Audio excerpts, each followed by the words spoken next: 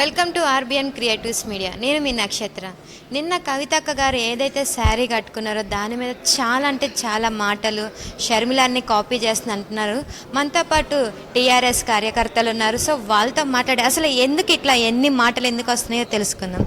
నమస్కారం అమ్మ. నమస్తే.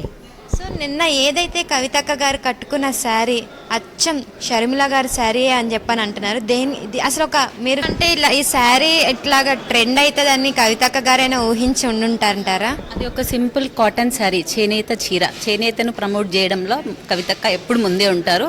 అట్లనే ఆ చీరను పట్టుకొని, ఆ చీర ఓన్లీ మన షర్మిల గారే కదా, ఆ చీరను అలాంటి చీరలు నేను కూడా కడతాను, అక్క కూడా కడతారు. అట్లా అలాంటి చీరలు ఎంతోమంది మహిళలు కాటన్ చీరలు అంటే లైక్ చేసే మహిళలు ఎవరైనా కడతారు. ఆ చీరను పెట్టి దాన్ని ట్రోల్ చేసి దాని గురించి మాట్లాడే అంత టైం వాళ్ళందరికీ ఉండొచ్చు. వాటి గురించి మనం చర్చించుకోవడం వేస్ట్. దాని గురించి సమాజానికి ఉపయోగపడేది, లేదంటే కవితక్క తెలంగాణను ఉద్దేశించి రాబోయే తెలంగాణకి ఏమేం చేయాలనుకుందో దాని గురించి మాట్లాడుకొని, అంటే ఒక మాట ఒక స్ఫూర్తినిచ్చే విధంగా ఉండాలి. మాట్లాడే ప్రతి మాట ఎంతోమంది యువతకి, ఎంతోమంది మహిళలకి ఆదర్శంగా ఉండాలి. ఇలాంటివి పెట్టి టైంని లేకపోతే ఇప్పుడు మంచి చేయాలనుకున్న వాళ్ళ కాలాన్ని వృధా చేయడం వృధా. ఓకే, వాళ్ళ టైం వేస్ట్, మన టైం వేస్ట్, గురించి మాట్లాడుకోవడం ఒక వేస్ట్ అని చెప్పాను. అవును, ఓన్లండి వాళ్ళు అట్లాంటి సోషల్ మీడియాలోనే బతకనియండి. ఎట్లాగైనా మన కవితక్క గారు ట్రెండింగ్లో ఉన్నారు. ఇప్పుడు ఒకరిని చూసి ఒకరిని ఏమంటారు అన్వయించుకోవడంలో తప్పులేదు కదా. ఇప్పుడు ఒకరు కవితక్కను ట్రెండ్ చేయడం ఏంటండి?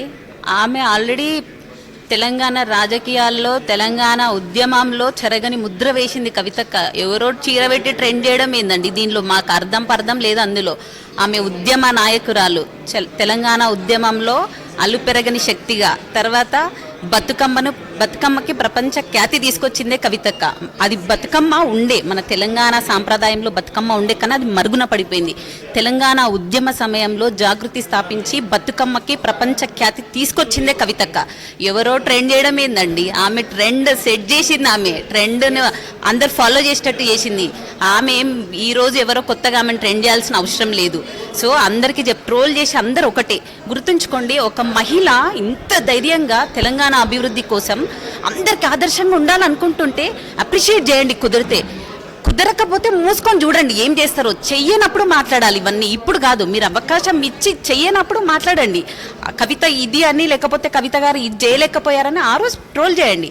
బట్ ఇప్పుడు కాదు. అంటే ఒక పార్టీ పెట్టి ఇంత ధైర్యంగా మహిళలకు, యువతకి, తర్వాత ఉద్యమకారులకి, రైతులకి పెద్ద పీట వేయబోతోంది. కవితకి అవకాశం ఇచ్చి చూసిన తర్వాత మీరు మాట్లాడండి, ఇప్పుడు కాదు. ట్రోల్ చేసే ప్రతి ఒక్కరికి నేను ఇదే విషయం చెప్పదలుచుకున్నా. ట్రోల్స్ ఆపేయండి. అంటే కుదిరితే మంచి చేయండి, లేకపోతే సైలెంట్గా ఉండండి. చేసే వాళ్ళని అప్రిషియేట్ చేయండి, కనీసం అదన్నా చేయండి కదా. చేతిలో మైక్ ఉంది, లేదంటే చేతిలో ఫోన్ ఉంది, ఏది పడితే అది పెట్టేసేయచ్చు అనుకుంటే అది పొరపాటు. తిరిగి అది మీకు వర్తిస్తుంది. ఒకరోజు ఖచ్చితంగా మీ టర్న్ వస్తుంది కదా. Every dog has a day, డెఫినెట్గా వస్తుంది ఆ టర్న్.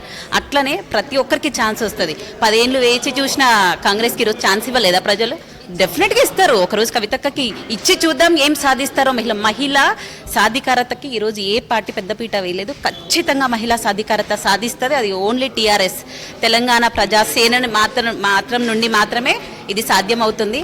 జై టీఆర్ఎస్, జై కవితక్క. Thank you.